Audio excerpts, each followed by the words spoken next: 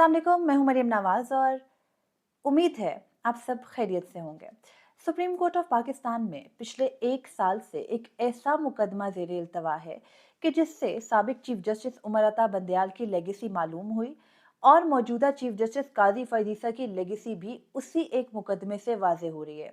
हमारे जजेस उस एक मुकदमे को इस तरह से लटका रहे हैं कि ऐसे लग रहा है कि जैसे बर्डन पिछले से अगले और अगले से अगले चीफ जस्टिस पर शिफ्ट किया जा रहा है ताकि ये किसी एक के ऊपर जिम्मेदारी ना पड़े।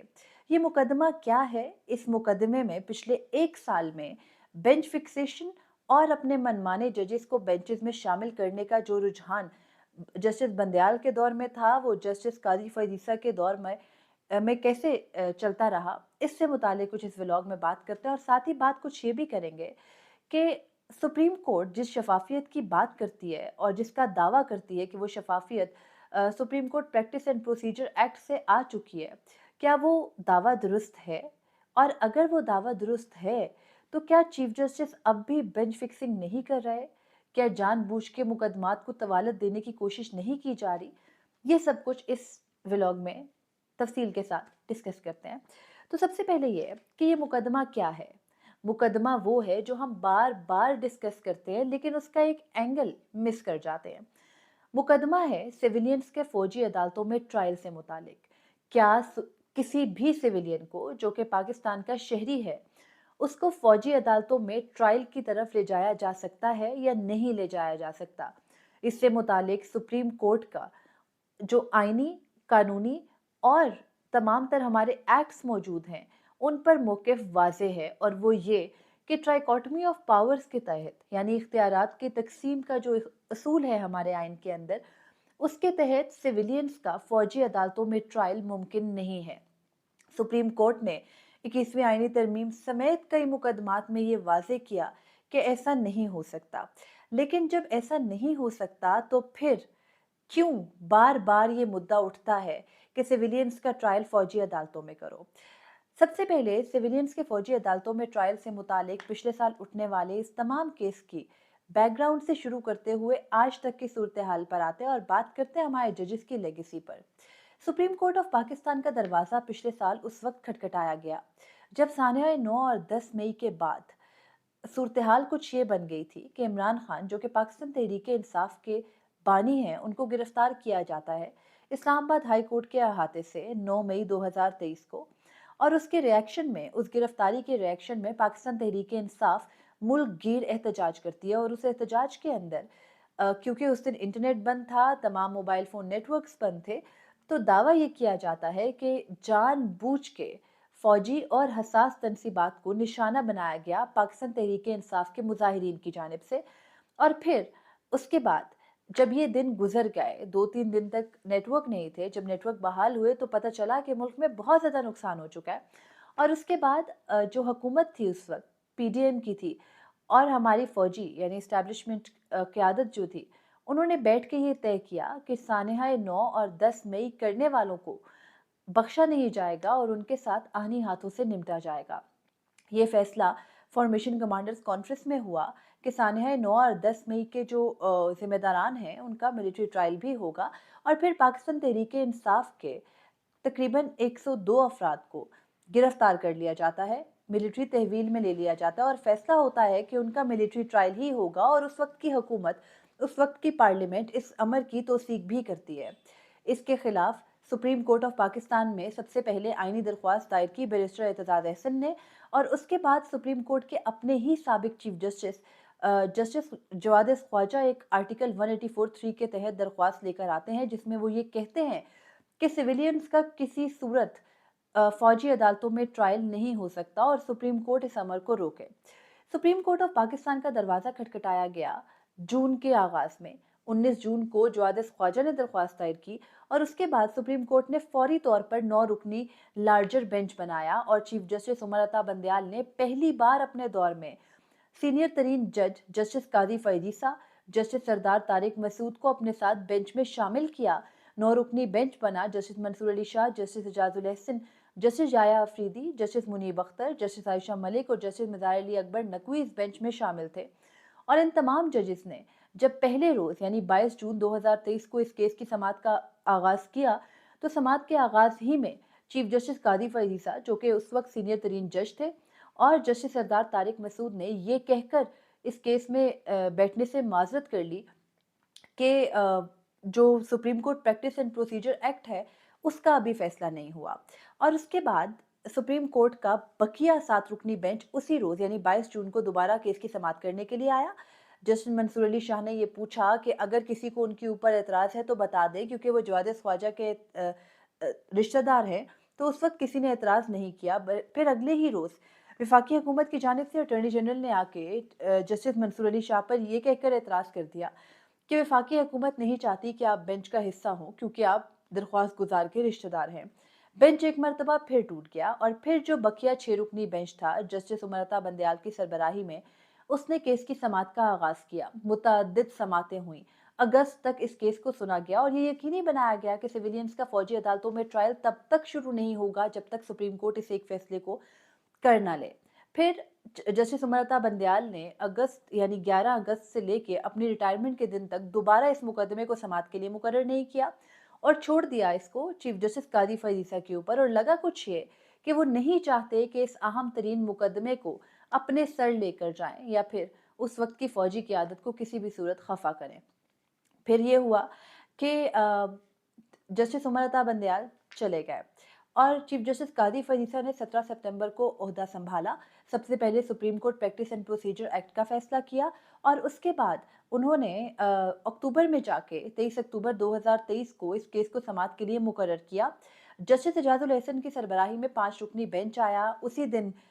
इस केस में उन्होंने घंटे 1.5 घंटे की समाअत की और फैसला सुना दिया कि सिविलियंस का फौजी अदालतों में ट्रायल नहीं हो सकता, और साथ ही आर्मी एक्ट की वो शिकें भी कल अदम करार दे दी जो उनके सामने चैलेंज की गई थी, जिनके तहत किसी भी सूरत सिविलियन का आर्मी एक्ट के तहत ट्रायल मुमकिन हो सकता है। इस मामले पर वफाकी हुकूमत और कई जो हमारी सूबाई हुकूमतें हैं वो मिलकर इंट्रा कोर्ट अपीलें लेकर आ गई। नवंबर में इंट्रा कोर्ट अपीलें दायर हुई और सुप्रीम कोर्ट ऑफ पाकिस्तान ने 13 दिसंबर 2023 को इस मुकदमे को 6 रुकनी बेंच के सामने मुकर्रर किया। लेकिन इंटरेस्टिंगली 13 दिसंबर से पहले 11 दिसंबर 2023 को जस्टिस एजाजुल एहसन, जो कि उस 3 रुकनी जजेस इंतजामी कमेटी का हिस्सा थे जो आर्टिकल 184(3) या फिर सुप्रीम कोर्ट में अहम आईनी नोयत के मुकदमात फिक्स करने पर मामूर है, तो उस कमेटी के एक रुकन जस्टिस एजाजुल एहसन ने खत लिखा। उस खत को सुप्रीम कोर्ट ऑफ पाकिस्तान की वेबसाइट के ऊपर अपलोड किया गया, जिसके अंदर जस्टिस एजाजुल एहसन ने ये कहा कि सुप्रीम कोर्ट की जो इंतजामी कमेटी है जजेस की, उसने ये तय किया था कि सिविलियंस के फौजी अदालतों में ट्रायल से मुतालिक जो इंट्रा कोर्ट अपीलें हैं उन पर समाअत सीनियर तरीन जजेस पर मुश्तमिल 7 रुकनी बेंच करेगा, ताकि जो अपने मनमाने जजेस और फेवरेटिज्म का एक अंसर है उसको ख़त्म किया जा सके। लेकिन जस्टिस एजाजुल एहसन ने ये कहा कि उन्होंने मुतअद्दिद बार रजिस्ट्रार से रब्ता किया। ख़त रजिस्ट्रार को लिखा गया था और उसमें वो उनको एड्रेस कर रहे थे कि मैंने बार बार आपसे रब्ता किया, लेकिन आपने मुझे नहीं बताया कि बेंचेस बनाए गए या नहीं। उस वक्त कोई 2 और बेंचेस भी सामने थे, जिसमें कि जस्टिस मुज़ाहिर नकवी के खिलाफ अभी रेफरेंस आया था, उनकी आईनी दरख्वास्तों पर भी बेंच था। तो जस्टिस एजाजुल एहसन ने ये कहा कि आपसे मैंने बार बार पूछा, आपने मेरे रब्ता करने पर भी मुझे नहीं बताया, और मुझे एक दिन पता चलता है कि सुप्रीम कोर्ट ऑफ पाकिस्तान ने 6 रुकनी बेंच बना दिया है इंट्रा कोर्ट अपीलों पर समाअत के लिए, तो वो बेंच कैसे बना दिया गया। जस्टिस एजाजुल एहसन ने ये भी कहा कि उनको ये बताया गया था चीफ जस्टिस ऑफ पाकिस्तान की जानिब से कि सीनियर तरीन जजेस पर मुश्तमिल बेंच बनाया जाएगा, लेकिन अगर कोई जज इस मिलिट्री कोर्ट से मुतालिक मुकदमे को सुनने से माजरत करेगा या नहीं सुनना चाहेगा, तो फिर नेक्स्ट सीनियरिटी पर जो जज होगा उसको शामिल कर लिया जाएगा बेंच के अंदर। लेकिन जस्टिस एजाजुल एहसन ने वजूहात मांगी थी। वजूहात मांगी थी इस बात की कि आप बता दीजिए कि कैसे आपने ये 6 रुकनी बेंच तश्कील दिया, उनको कॉन्फिडेंस में लिए बगैर, और फिर उसके अंदर सीनियर तरीन जजेस को शामिल नहीं किया गया। और अगर किसी जज ने इस केस को सुनने से माजरत की है तो उसकी वजूहात उनके सामने लाई जाए, मीटिंग मिनट्स उनको बताए जाए। लेकिन तब से अब तक ना मीटिंग मिनट्स आए, ना ही जूनियर जजेस पर मुश्तमिल बेंचेस बनाने की कोई वजूहात आई। और यही वो एतराज़ था जो साबिक चीफ जस्टिस उमर अता बंदयाल के ऊपर चीफ जस्टिस कादी फैज ईसा और दीगर सीनियर जजेस किया करते थे कि आप हर आईनी मामले के ऊपर जूनियर जजेस पर मुश्तमिल बेंच क्यों तश्कील दे देते हैं। खैर, اس کے بعد 13 دسمبر کو اس ملٹری کورٹ سے متعلق سیویلینز کے ٹرائل پر انٹرا کورٹ اپیلوں کی پہلی سماعت ہوئی۔ جسٹس سردار طارق مسعود، جو کہ پہلے اس کیس میں یہ کہہ کر کہ اس معاملے کو ہائی کورٹ کی سطح پر طے ہونا چاہیے مقدمے سے الگ ہو گئے تھے، وہ اس کیس کی سربراہی کے لیے آتے ہیں۔ ان کے اوپر جب درخواست گزاروں کی جانب سے اعتراض کیا جاتا ہے تو وہ جو ججمنٹ ہے 23 اکتوبر کی، اس کے اوپر حکم امتناع دے کر یہ کہہ کر معاملے کو جو ہے وہ ایڈجرن کر کے اٹھ جاتے ہیں کہ میں نہیں ہوتا بینچ سے الگ، آپ کر لیں جو آپ نے کرنا ہے۔ اور اس کے بعد سپریم کورٹ آف پاکستان 1.5 ماہ تک اس مقدمے کے اوپر بیٹھی رہی۔ 43 دن گزرنے کے بعد 29 جنوری کو دوبارہ کیس سماعت کے لیے مقرر ہوتا ہے اور جسٹس سردار طارق مسعود اپنے اوپر اٹھنے والے اعتراض پر بینچ سے الگ ہو جاتے ہیں، بینچ ٹوٹ جاتا ہے اور ججز انتظامی کمیٹی کو دوبارہ تشکیل کے لیے معاملہ بھیجوا دیا جاتا ہے۔ ججز انتظامی کمیٹی دوبارہ 6 رکنی بینچ تشکیل دیتی ہے اور پھر وہ بینچ مقدمے کی سماعت دوبارہ کرتا ہے۔ 3 سماعتیں وہ بینچ بھی کر چکا ہے، لیکن اس بینچ کے اوپر بھی اعتراض ہے اور پرسوں دوبارہ اس بینچ نے سماعت کرتے ہوئے، کل بلکہ اس بینچ نے سماعت کرتے ہوئے یہ کہہ دیا کہ واپس بھیجوا رہے ہیں ہم ججز انتظامی کمیٹی کو یہ معاملہ، اور دوبارہ سے دیکھ لے انتظامی کمیٹی کے کیا لارجر بینچ بنانا ہے یا اسی بینچ نے رہنا ہے۔ اس تمام تر ایپیسوڈ کے دوران 105 افراد، جو کہ تعداد بڑھ گئی اس دوران، اور ان میں سے 20 کو عید الفطر سے پہلے احسان کے طور پر چھوڑ بھی دیا گیا اور وہ بھی سزائیں سنا کر، جبکہ سپریم کورٹ آف پاکستان کا حکم امتناع دیتے ہوئے ساتھی حکم یہ تھا کہ جب تک یہ انٹرا کورٹ اپیلیں ڈیسائیڈ نہیں ہو جاتی اس ضمن میں کوئی فیصلہ نہیں سنایا جائے گا، لیکن فیصلہ سنا کر 20 افراد کو چھوڑا گیا۔ اور اس کے علاوہ جو باقی 85 افراد ہیں وہ ابھی بھی پچھلے 11 ماہ سے جیل کے اندر اس بات کے منتظر ہیں، اور وہ بھی ملٹری کسٹڈی کے اندر، کہ سپریم کورٹ آف پاکستان کو وقت ملے، وہ ڈیسائیڈ کرے، اگر ملٹری کورٹ سے بھی ان کو سزائیں ہونی ہے تو ہو، تاکہ وہ اپیلیں کریں نکلے، لیکن ڈیسائیڈ نہیں کیا جا رہا۔ اس تاخیر کی کچھ وجوہات اگر آپ کے سامنے رکھوں تو کل کی سماعت کے اندر یہ ڈسکس ہوا کہ ان 6 ججز میں تو کسی پر کوئی اعتراض نہیں ہے، لیکن بڑا بینچ بننا چاہیے کیونکہ اہم آئینی معاملہ ہے، سیویلینز کا فوجی عدالتوں میں ٹرائل ہو سکتا ہے یا نہیں ہو سکتا، اس ایک نقطے نے ڈیسائیڈ ہونا ہے، اور اس نقطے کے اوپر سپریم کورٹ وقتاً فوقتاً اپنی رائے کا اظہار کر چکی ہے۔ جسٹس اطہر منلہ اور جسٹس جمال مندوخیل کا بینچ میں شامل نہ ہونا ابھی تک واضح نہیں کیا گیا۔ جسٹس اعجاز الاحسن نے یہ سوال کیا تھا کہ ان 2 ججز کو کیوں شامل نہیں یا سینئر ججز کو شامل نہیں کیا گیا، تو نہیں بتایا گیا کہ ان ججز کو شامل کیوں نہیں کیا گیا، کیا ان ججز نے ریکیوز کیا، کیا ان ججز نے خود معذرت کی، اب تک کوئی چیز سامنے نہیں لائی گئی۔ سپریم کورٹ جو پچھلے ایک عرصے سے چیف جسٹس قاضی فائز عیسیٰ کی سربراہی میں شفافیت کھیل رہی ہے، وہ کیوں نہیں بتا رہی کہ اس ایک اہم ترین مقدمے کے اندر بینچ بنانے پر کوئی وجہ دی جا سکتی ہے یا نہیں، یا پھر اس بار بار 6 رکنی بینچ ہی کیوں بنایا جاتا ہے۔ 6 کے ہندسے میں آپ کو یہ معلوم بھی ہے کہ برابر برابر رائے بھی ہو سکتی ہے ججز کی، 3 ججز ایک بات کہیں، 3 ججز دوسری بات کہیں، تو پھر معاملہ کہاں جائے گا؟ سپریم کورٹ آف پاکستان میں ریفری جج کا کنسپٹ نہیں ہے، تو پھر آپ کیسے اس معاملے کو حل کریں گے؟